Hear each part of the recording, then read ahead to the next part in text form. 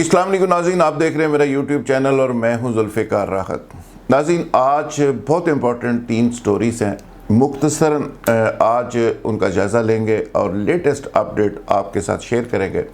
पहली स्टोरी तो ये है कि IMF के हवाले से बाखबर ज़राए दावा कर रहे हैं कि पाकिस्तान ने IMF के तमाम शराइत को तस्लीम कर लिया है। शराइत बहुत कड़ी हैं और वो क्या हैं ये आगे चल के बयान करूँगा।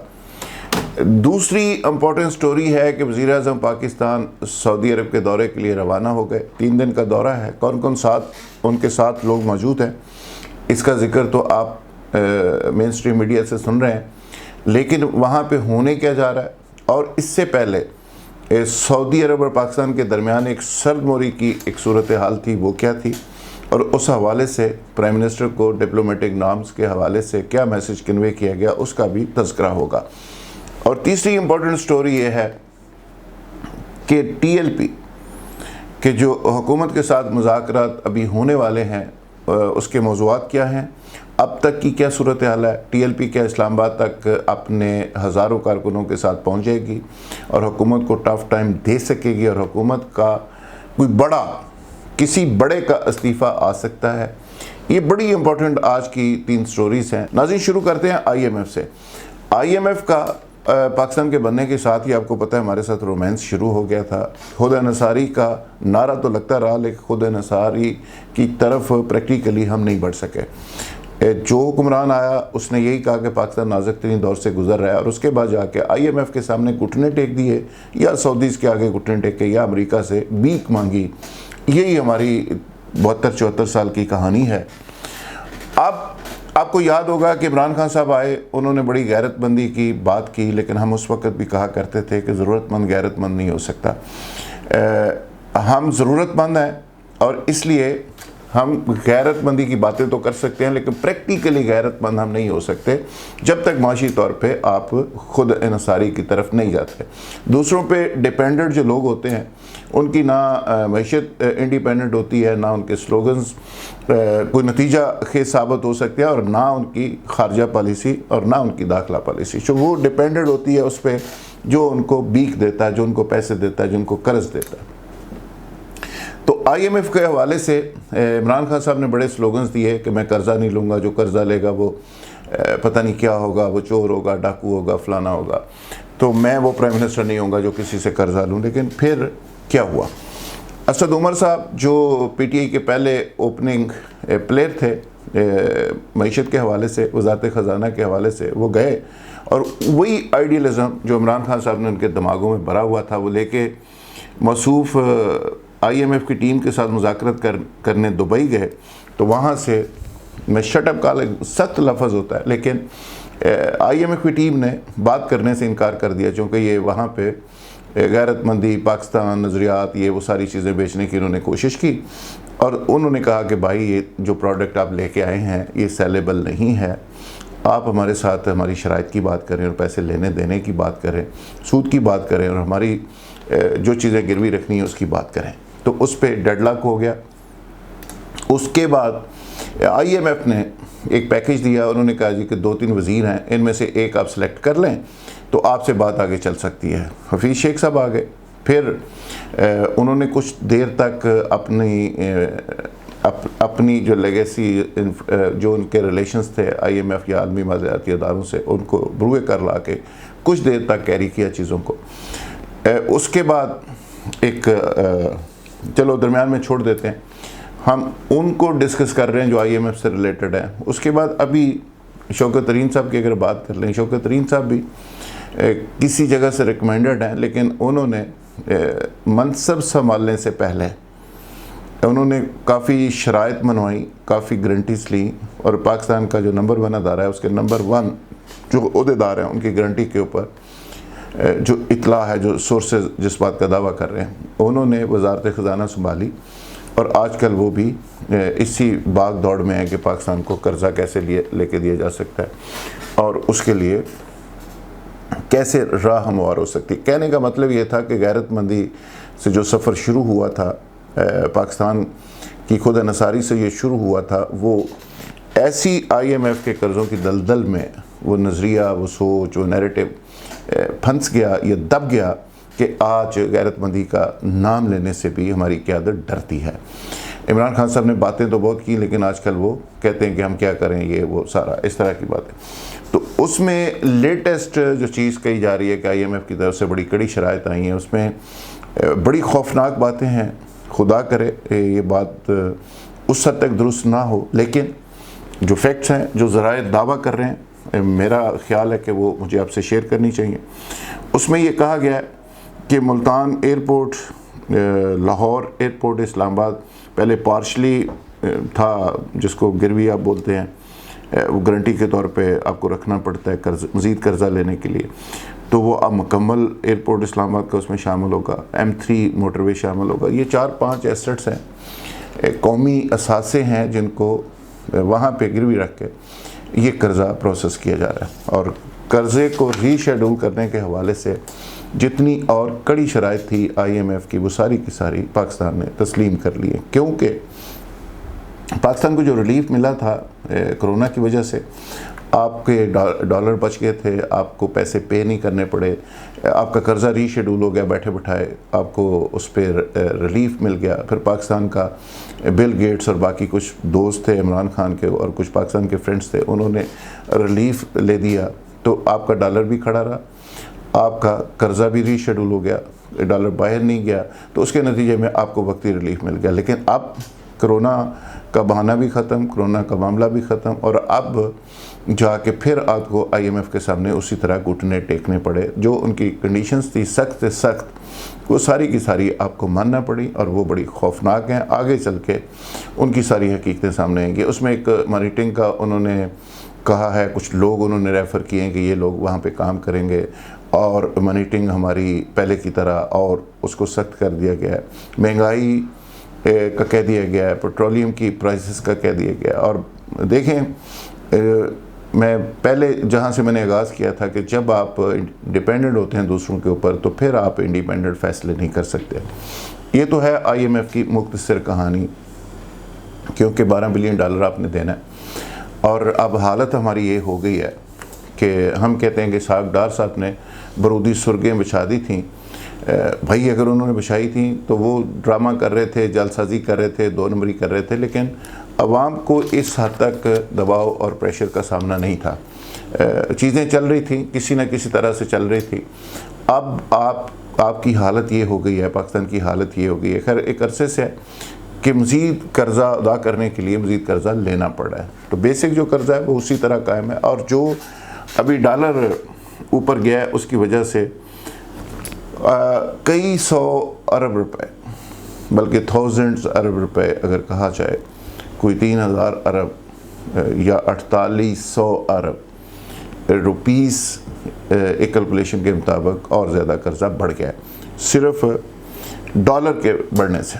तो आप अंदाज़ा कर सकते हैं कि हम माशी तौर पे किस दलदल के अंदर धंसते चले जा रहे हैं। अब बात कर लेते हैं कि दौरा सऊदी अरब की। दौरा सऊदी अरब की एक कहानी मुख्तसरन अगर बयान करें तो खारजा अमूर के ऊपर कुछ चीज़ें थीं, ईरान के हवाले से, टर्की के हवाले से, अफ़गानिस्तान के हवाले से, और पाकिस्तान उसमें जो मौजूदा लीडरशिप है उन्होंने काफ़ी गैरतमंदी का मुज़ाहरा करने की कोशिश की। लेकिन मैं फिर अर्ज़ करूँगा कि आपकी खारजा अमूर, वज़ारत खारजा पॉलिसी, दाखिला पॉलिसी, ये उस वक्त इंडिपेंडेंट होती हैं, उस वक्त गैरत की बातें की जाती हैं जब आप माशी तौर पे अपने पाँव के ऊपर खड़े होते हैं। जब माशी तौर पे आप नहीं होते, या तो फिर आप मेंटली प्रिपेयर हो जाएं और कौम को तैयार करें कि भाई रूखी सूखी खा लेंगे, हम डिक्टेशन नहीं लेंगे। तो हमने उसको डिक्टेशन को लपेट लपूट के ना बड़े प्यार मोहब्बत के अंदाज में एक नया रंग दे दिया कि सऊदी ताल्लुकात, अमेरिका से रिलेशन, फलाने से दोस्ती, तो हम उस दोस्ती के चक्कर में वो डिक्टेशंस ले लेते हैं। अमेरिका आजकल ऑपरेट कर रहा है सऊदी अरब के ज़रिए और पाकिस्तान को डील कर रहा है बड़े आहनी हाथों के साथ। अब सऊदी अरब के अंदर एक तो अफ़गानिस्तान की स्ट्रेटजी तय होने जा रही है कि उस पर DGIA जनरल फैज़ हमीद साहब भी प्राइम मिनिस्टर के साथ हैं और भी कुछ लोग साथ गए हैं। तो वहाँ पे एक तो अफ़गानिस्तान की सूरत हाल डिस्कस होने जा रही है कि अफ़गानिस्तान को हमने कैसे चलाना है आगे। और आपको याद होगा कि तालिबान के भी सऊदी अरब, कतर वगैरह से क्या रिलेशंस हैं, वहाँ पे ऑफिस खुले थे, और सऊदी अरब का इसमें क्या रोल है शुरू से। तो सऊदी अरब की और ईरान की माजी के अंदर जो सरद जंग थी, पाकिस्तान एक तरह से प्रॉक्सी वार, पाकिस्तान बैटल फील्ड बना रहा, प्रॉक्सी वार ईरान और सऊदीया की थी और हम उसमें सफ़र करते रहे। तो आज एक दफ़ा फिर इस हवाले से वहाँ पे गुफ्तगू होगी, कुछ पैसे वहाँ से मिलेंगे और ईरान के हवाले से कुछ चीज़ें और अफ़गानिस्तान के हवाले से कुछ चीज़ें मनवा ली जाएंगी। और इससे भी बड़ी स्टोरी वो ये है कि कहा यह जा रहा है, दावा किया जा रहा है कि इमरान खान साहब ने सऊदी अरब को 1-2 दफ़ा दौरा किया और एक दफ़ा MBS पाकिस्तान आए, जो सऊदी प्रिंस हैं। तो उस वक्त कुछ टॉक इस तरह की हुई। इमरान खान साहब का एक अपना स्टाइल है, बड़ा नेचुरल स्टाइल है, गोरा स्टाइल है। हेलो मिस्टर फलां, मुस्लिम कमर बाजू साहब का नाम लेना है तो कमर कह दिया, साहब सूब का वो ज़्यादा तकल्लुफ़ नहीं करते। तो इसी तरह उन्होंने सऊदी किंग प्रोटोकॉल कॉन्शियस है बहुत ज़्यादा, लिखी पढ़ी उनका एक प्रोटोकॉल है, पूरी दुनिया उसको फॉलो करती है, अमेरिकन से लेके सारी दुनिया, इवन उनके फैमिली के अंदर। तो इन्होंने वहाँ भी सुना है कोई इस तरह के अल्फाज इस्तेमाल किए हैं कि मोहम्मद, तो उस पर भी उन्होंने खासा माइंड किया कि मुझे तो मेरे माँ बाप ने कभी इस तरह नहीं कहा, तो इनको समझाएं कि डिप्लोमेटिक नाम्स और हमें किस तरह बुलाया जाता है, कहा जाता है वगैरह वगैरह। और साथ ही 1-2 और चीज़ें थी कि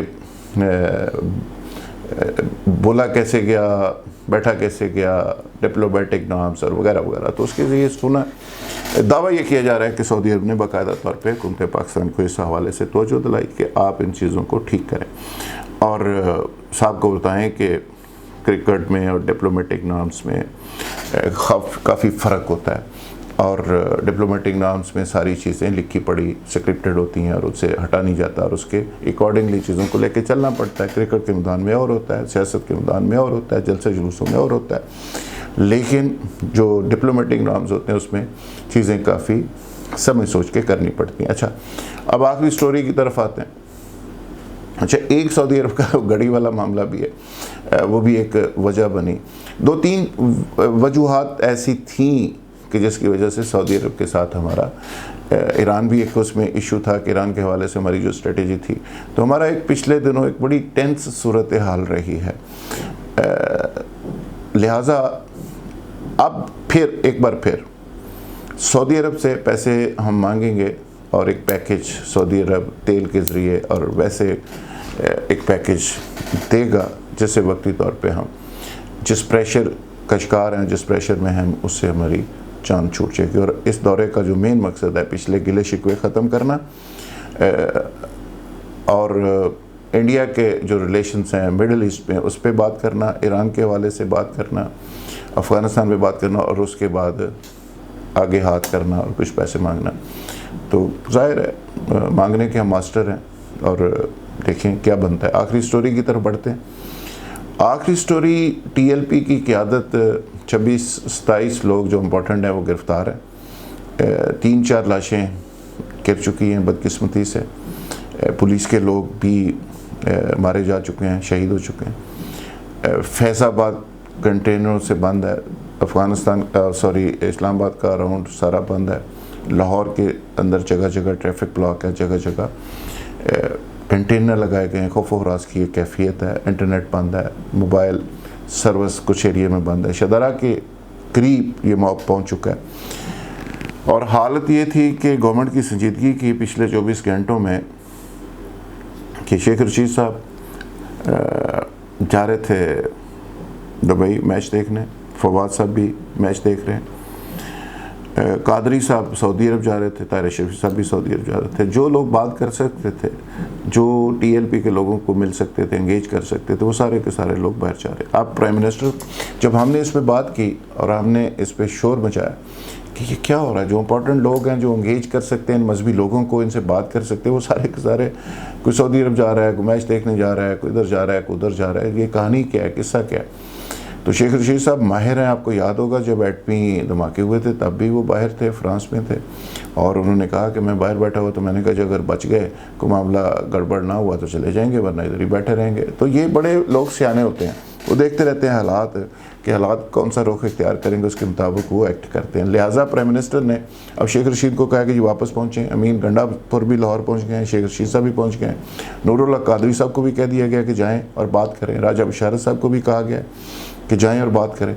तो अब कुछ लोग ऐसे हैं अब भी जो दावा कर रहे हैं कि इन मजहबी लोगों को, टीएलपी के कारकुनों को इस्लामाबाद का सेफ एग्जिट, सेफ रास्ता देकर तोड़ दिया जाएगा कि जी पहुँचें और जाके डी चौक में और फैज़ाबाद में धरना दें और फिर वहाँ पे फैसला कौन मार्का हो। लेकिन इसके बावजूद गवर्नमेंट पूरी कोशिश कर रही है कि ये लोग लाहौर से ना निकलें। मुज़ाकराती टीमें लाहौर में लैंड कर चुकी हैं। अब मुज़ाकरात जिन चीज़ों पे होने जा रहे हैं वो ये हैं कि साद रिजवी साहब से एक बॉन्ड करवाने, दस्तखत कराने की कोशिश हो रही है और रिहाई अदालत उनको दे चुकी है। अब अदालत ने बॉल जो है वो गवर्नमेंट की कोर्ट में भेज दी है, गवर्नमेंट उनको रहा नहीं कर रही, तो मामला वहाँ पे फंसा हुआ है। एक तो साद रिजवी की रिहाई है, दूसरा जो एग्रीमेंट गवर्नमेंट ने किया था गवर्नमेंट उसको ओबे नहीं कर रही। गवर्नमेंट बातें तो कर लेती है, एग्रीमेंट्स भी कर लेती है, जान भी वक्ती तौर पे छुड़ा लेती है, लेकिन उसके बाद मुकर जाती है। तो गवर्नमेंट का ऐसी ऑर्गेनाइजेशन और शहरियों के साथ, अपनी कौम के साथ जो बात करे उस पर पूरा उतरना चाहिए। तो ये बड़ी एक जस्टिफाइड उनकी डिमांड है टीएलपी के लोगों की क़यादत की कि भाई अगर आपने वादा किया था उस वक्त आपको नहीं पता था कि एम्बेसडर कितना अहम होता है, फ्रांस कितना अहम है, FATF का केस है, फलाना, तो सारी चीज़ें तो इम्पोर्टेंट थी, तो वादा क्यों किया था, रिटर्न आपने एग्रीमेंट किया था। जो एग्रीमेंट कर रहे हैं अब वो लोग नज़र नहीं आ रहे, जो सरवर साहब थे और बाकी कुछ लोग थे। तो अभी लाहौर में मुज़ाकरात का एक बसात बिछाई गई है और इसका नतीजा अगले 48 घंटे में निकलेगा। और आखिरी बात करके मैं इजाज़त चाहूँगा कि अगर नतीजा निकलवाने वालों ने मुज़ाकरात को सपोर्ट कर दिया तो नतीजा निकल आएगा, अगर नतीजा निकलवाने वालों ने मुज़ाकरात को सपोर्ट ना किया तो फिर नतीजा फैज़ाबाद में जाकर निकलेगा। बाकी बैकग्राउंड उसका पहले से मौजूद है। इमरान खान क्या कर रहे हैं, इस्टेब्लिशमेंट के साथ रिलेशंस आजकल कैसे हैं, DG ISI का मामला, कुछ और मामला हैं, शहबाज शरीफ साहब भी मुतहर्रिक है, अपोजिशन भी मुतहर्रिक है, ज़ाहिर है वो भी कुछ उम्मीदें लगा के बैठी हुई है। तो डिपेंड करता है पिंडी के ऊपर, पिंडी अपना वज़न जिस तरफ डालेगा तो मामला उस तरफ चला जाएगा। बहुत शुक्रिया, थैंक यू वेरी मच।